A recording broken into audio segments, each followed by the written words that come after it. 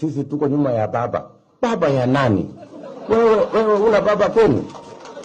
Unakuja kutafuta mtu anatangatanga kwa barabara unaita baba. Wewe umekosa baba ya kwako. Maandishi haya si mageni jijini.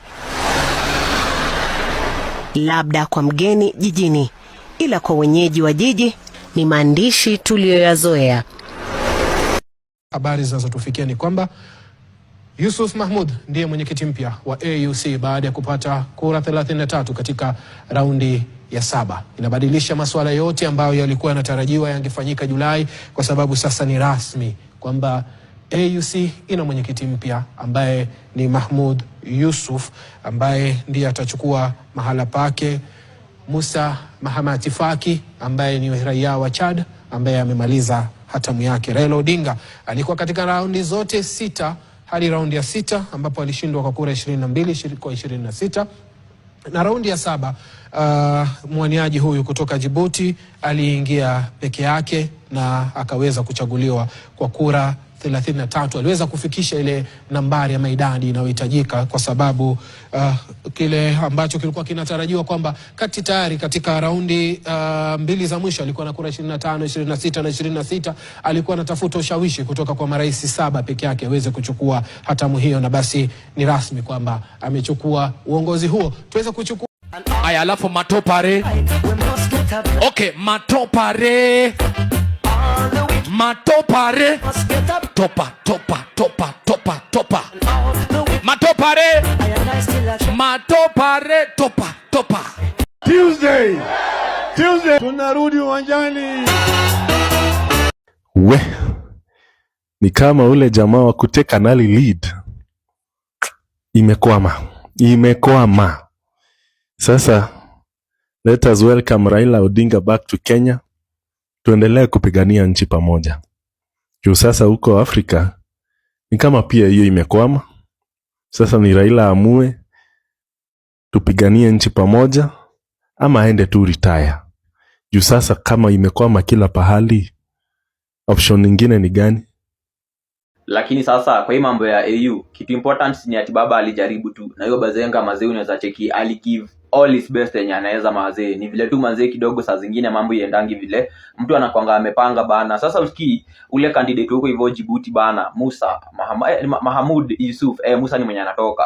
Usikii sasa huyo Mahamud amewin hiyo election bana, na ndio sasa ujue Raoni Mungori bana. Usikii sasa huyo Musa amewin hiyo election round 7 na round 1 usikii sasa Raoni alikuwa amewin akiwa na mbao. Alafu sasa huyo Musa alikuwa na 18. Then sasa unajua alikuwa wase watatu. Ule mwingine huko hivyo pande za Madagascar, ule wa SADC huko, huyo Bazenga alikuwa na kura 10. Lakini ukiangalia vizuri hii election, kama kuna wase wenye, kama kuna country yote iko kwa SADC, hizo ma countries ndio zenye zimetugeuzia mazee, zenye zilikuwa zimepromise tatupatia. Although hiyo country, hizo ma countries zilitoa statement zikasema za supportiana. Juu unacheki hiyo candidate huko hivyo chini Madagascar, huyo alichujua mapema. Then au Mabazenga sasa unacheki huyo candidate wake chujua, sinamaanisha sasa inabakiwa vote either Rao ama Bazenga. Au Mabazenga kidogo ni kama waliamua kuvotia huyu Mahmud. So sijui ngori yao na Kenya inaweza kuwa ni gani ama ni aje. Juu sona cheki hapo hivyo round ya 3 ndio hizo votes za Richi zilipungua, huyo sasa wa huko hivyo Madagascar, alafu za huyu Musa mazee kidogo zikaanza kuongezeka. Na sasa unajua hata kwa hizo hivyo vile maprezo wamepatana, by the way usikia hata mimi ndio najua ati kumbe Mabazenga hata wako na agendas mingi za kudiscuss. Ni vile sasa hii election ndio ile yenye kila msee anajua hivi. Na unacheki hiyo imenipata nafikiria sisi tunashughulika na mambo ya elections wakati tunafaa tukue tuna focus na vitu zinatusaidia ile directly. Juu unasikia agenda zingine wanafaa kudiscuss huko ni kama gani? Mambo ya good leadership. Hizo ni vitu walifaa kudiscuss huko. Walifaa kudiscuss about zile vitu zinaendelea huko hivyo pande ya Goma na pia walifaa kudiscuss ile mambo inaendelea huko hivyo mambo ya Sudan, like kama kwa security iko aje. Na bado pia usikie ile mambo wanafaa kudiscuss huko ni vile wanafaa kuwa na to roll out ya sisi maraia maendeleo. Unaget? But sasa sisi pia tumefocus sana na hii mambo ya election. Then unasikiaje? Kwa hiyo nini bado walifaa kuchagua bado ma deputies. Kuna ma countries 4 zenye zimesubmit au wase 4. Sasa unacheki hadi round 6. Vile walifika round 6 Rawa alipata votes 22. alafu Bazenga akapata 26. Sasa Bazenga si akaenda hiyo round ya 7 akiwa solo, na ndio ujue sasa Raoni mzii na alikuwa anaweka impact nyingine big ili kufika mahali mpaka penye sasa hii election inasemekana ipelekwe huko hivyo July, sababu ni kama hakuna mwenye anafikisha 2/3. Sasa unacheki hii round ya 7 vile imehappen, kama wase wangekataa kuvote sana sana hao watu wanuko hivyo sad kwa wangekataa kuvote, waseme sisi wacha turudi, sisi tuende tujipange ndio tujue tutakuja tuvote aje, una get, ama Kenya ingeweza ku convince ma countries zisivote, inge happen hivyo maze, hii election ingepigwa tena huko hivyo pande za July. But aidhuru acha hiyo kitu sasa imetoka baba, acha sasa akuje Kenya. Uzuri sasa yeye ako na mtaa, unajua si ati ni mseatiana kwake, akuje sasa bana tufikirie sasa mambo ingine. But big up mzee Flowers kwa kujituma mazee kwa hiyo age yako. Big up, big up. Now, we really wanted Raila Amolo Odinga to win this seat, AU chairmanship. Tulitaka sana. Lakini ameanguka. Which is okay. Arudi Kenya na maisha isonge mbele. Kenya ni home. Mheshimiwa William Samoei Ruto amejaribu where he can so that this mzee right honorable at least apate ile kitu, lakini venye kumeenda ameshindwa, ameanguka, na ni kawaida yake tu kuanguka. Hiyo haijatushtua sana because we are used to this. Akona hiyo tabia. However, Luos, mwache hii ujinga ya kucelebrate before results zitoke. Mna celebrating nini? There is a time you went at KICC, mukatandika huko red carpet, celebrate that Raila is going to be the president of this republic, which he never won that election. Again, the same thing you did today. And some few days ago, you've been celebrating that Raila is going to win. Muna celebrating nini kama before? Muna celebrating nini before results zitoke? Why do you celebrate? Yeah? Machi upuzi. Next time mungoje kwanza hadi kitu izaliwe tuone hivi kichwa imetoka, tumbo, miguu. That's when you will start celebrating. You need to stop this stupidity ya kucelebrate before results zitoke, before elections ziishe. Fucking. But it's okay. Wacha arudi nyumbani. Tulimutakia mema hata Ruto by the way amejaribu sana. But it's okay. Anyway, ameshindwa. Haijatushtua sana. We are not shocked. But Luos, you need to man up. You need to stop this stupidity ya celebrate before. Celebrate after. Shenzi. We warned you that Raila Odinga was going to lose the elections of the African Union Commission chairperson.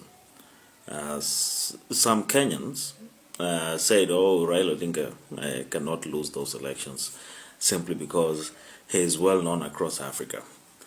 I think maybe he could have had that momentum, but things may have shifted, especially after the protests we had in this country against the finance bill, and generally against the incompetence demonstrated by the William Ruto-led administration last year.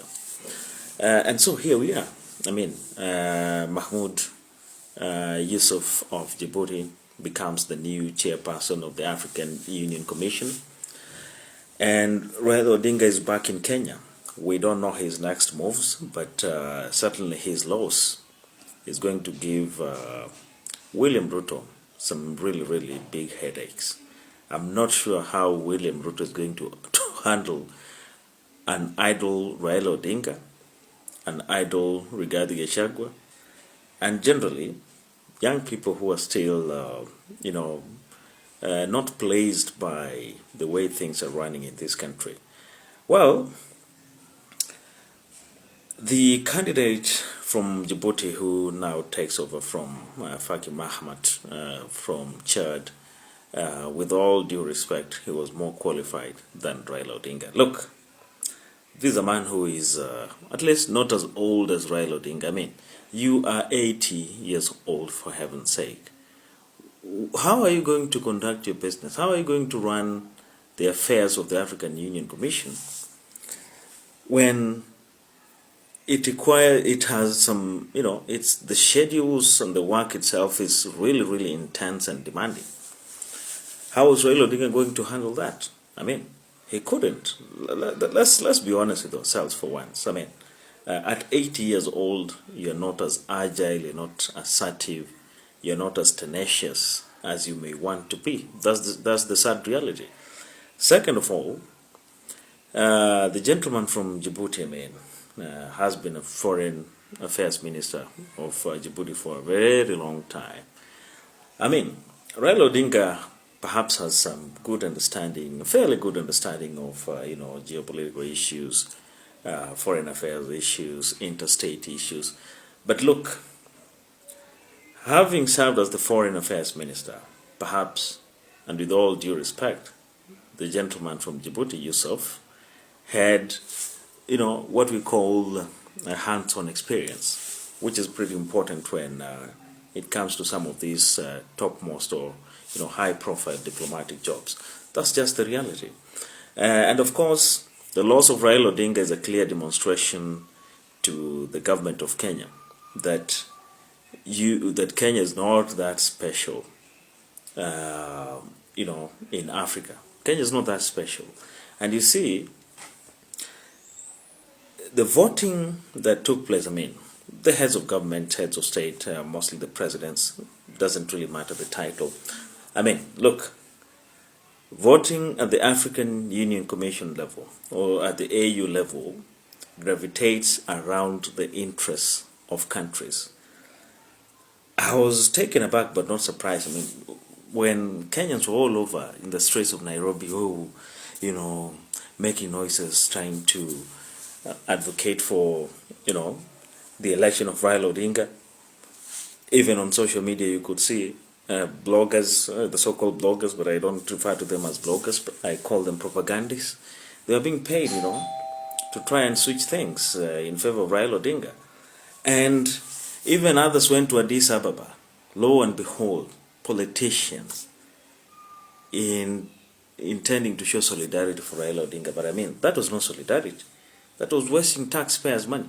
Anyway, Raila Odinga has lost. Let him come back home and let him see what is in store for him as far as his party is concerned. Guys, ni kama ile verse yenye huwa inasema the first will become the last and the last will become the first. Raila ndo alikuwa motivation. Yeah, me out. Nataka tu tusome hii comment ya Jimmy Elvis. In 1992. In 1997. In 2002. In 2007. In 2025. O jamaa ndio Musa wa this era. Yani huwa anaona promised land ndio ile anaionaga kabisa, lakini kuingia uzuri huwa anaonja number 1 na bado ameshindwa. Raila Odinga is not a reformist. He's a shameless opportunist who has been riding on the blood of Kenyans to create wealth for himself, his clique, and his family. He has been playing us unabashedly like Ronaldinho for eons. With Moi, it was cooperating with Kanu. With Kibaki, it was nusu mkate. With Uhuru, it was handshake for the sake of peace. With Ruto, after youths were murdered and brains scattered on pavements in the streets of Nairobi, it's broad-based government. The Ayatollah of Opoda has held the Luo community ransom. Parliament, on the other hand, is filled by rotten, nefarious, greedy thugs and hooligans in expensive suits. Who gives budget hundreds of millions to a silly office like that one of Rachel Ruto as if power is sexually transmitted, while many kids out here are going without food or access to education, which is and ought to be a basic right? We do not have a country. We have a cabal of thieves, and we must reclaim back our country from these paragons of mediocrity. Someone is saying that Raila should not be touched. This is the first person that should go home. Raila worked with Moi, he worked with Kibaki, he worked with Uhuru Muigai Kenyatta. As per now, he's the pocket of William Samoei Ruto. He's the same person who suspended Ruto in 2008 when Ruto was in the Ministry of Agriculture and he sold 7 billion. Raila suspended him. He didn't return those money. As per now, they're working together. Kenya cannot even be redeemed by Raila Amolo Odinga. Yes. Kenya cannot be redeemed by William Samoei Ruto because he has messed. Kenya cannot be redeemed with the Rigathi Gachagua and the likes. Yes. We as Genesis, we have 16 million votes and we are not afraid. I want to tell you for free, we are coming one-on-one to meet these people. Bro, coming 2027, this guy used churches in 2022. He gave pastors something small. He gave them some sweets. Pastors gave in and campaigned for him in churches. He came to Mama Mboga. He knew Mama Mboga is having votes because he's having customers. Can lure for them some small fish, some omena. By 2027, Gen Z have a candidate which is going to meet William Samoei Ruto. But these cocoons, they are gathering together. Nothing. Ruto was corrupt. We were told by Raila Amolo Odinga. Ruto was a thief. We were told by Raila Amolo Odinga. Ruto was not fit for presidency. We were told by Raila Amolo Odinga. What has changed? Wewe uliposikia kwamba he was not fit to be president, what has changed? Nataka mtu asimame hapa ni challenge. What has changed about Ruto for the ODM fraternity to support him? That is what I'm waiting for. But if nothing has changed for sure, for fact, and you are supporting Ruto because Raila supported him, there is something wrong with your brain. Tuko na wizara ya pesa. Wewe hapo mahali umesimama uko na pesa kwa mfuko wako. Pesa inalala kwa samaki nimesikia. Wanasifu. Wewe uko na pesa? I want to tell you for a fact. Hii kura inaokuja, jipigie wewe mwenyewe. Ikiwa kwamba utapiga kura kwa ajili ya kabila lako, kwa ajili ya chama, nitawauliza swali. Wewe ambao umeishi hapa Mombasa for the last 15 years, uongozi wa Mombasa imekweko ya ODM. Imekufaidi nini? When you are voting on party line, tribal line, ni nini yako iko hapo? Siko ubaya guys, siko ubaya. Lakini mbona ele naone hii kitu? Ambie Raila ati anapiga go home nawe. Si poa Ellen, si poa. Imagine Mungu anakuona. Guy.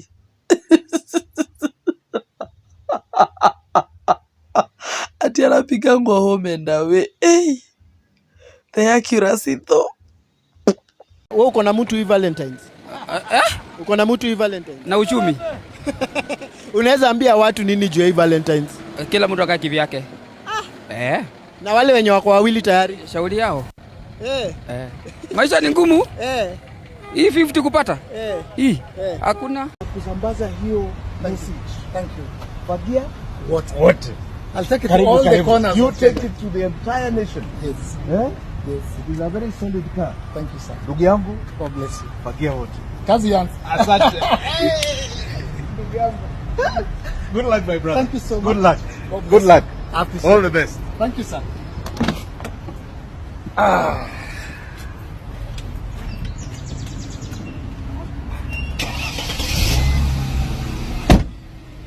It's time for a fresh start.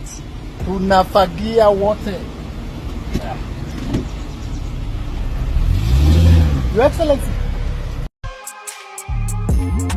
She asked me, baby, where you from? I told her, Kenya.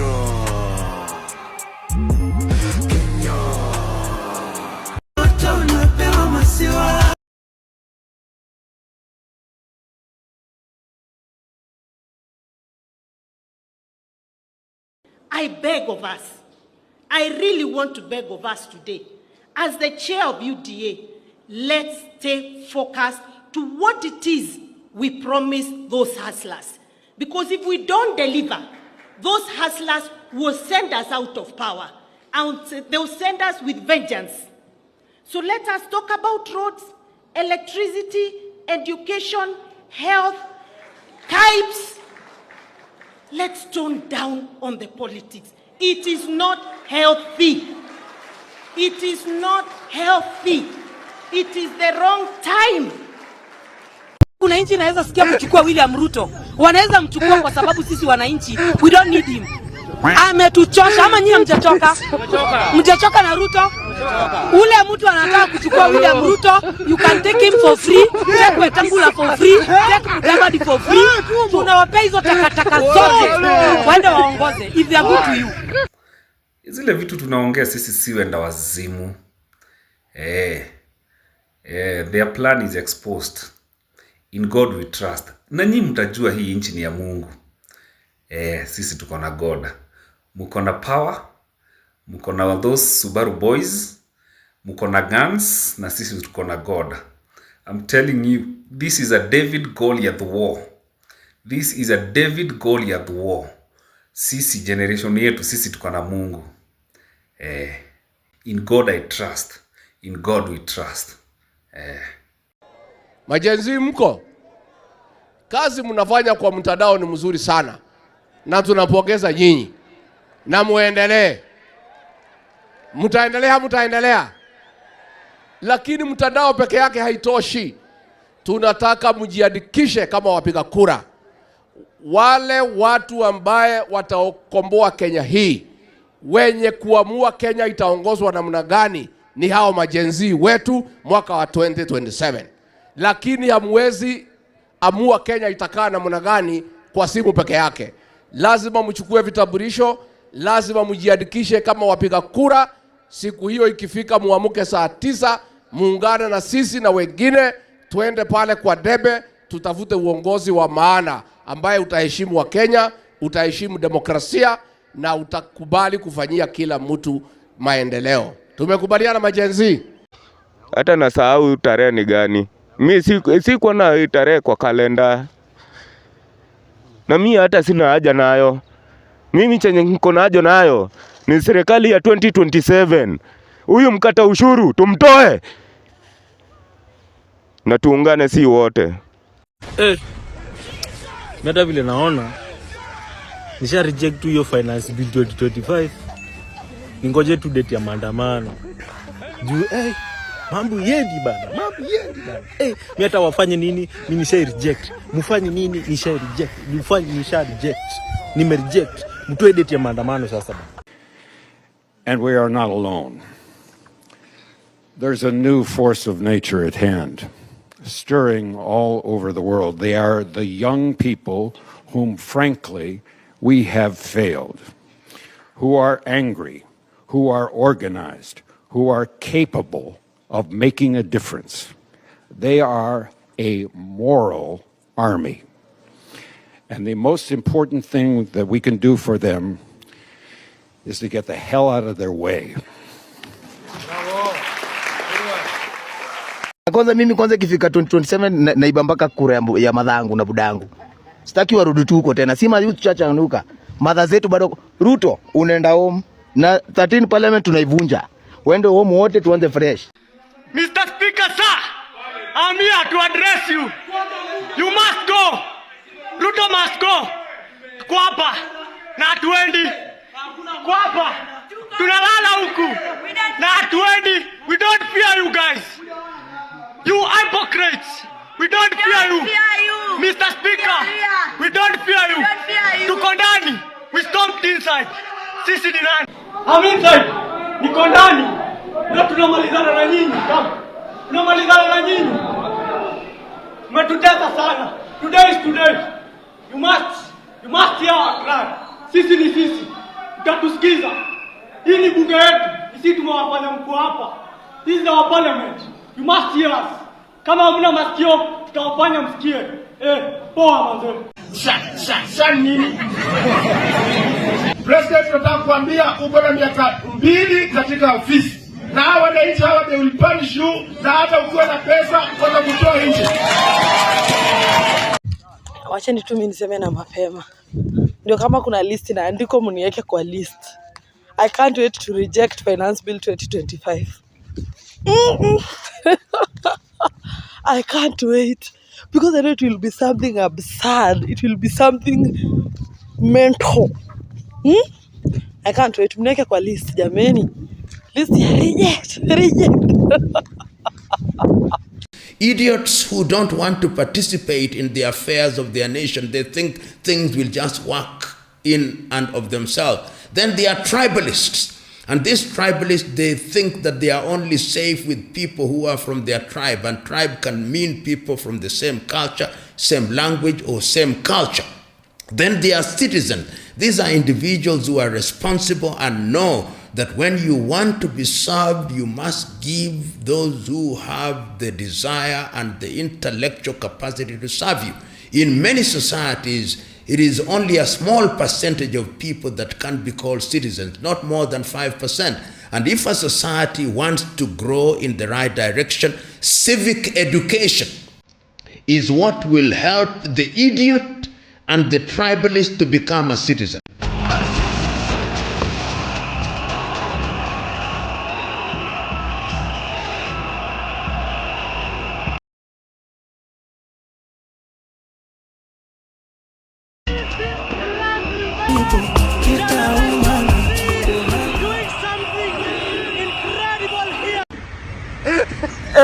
Mungu yetu itoe Ruto Kenya, hata kama angalau na jali.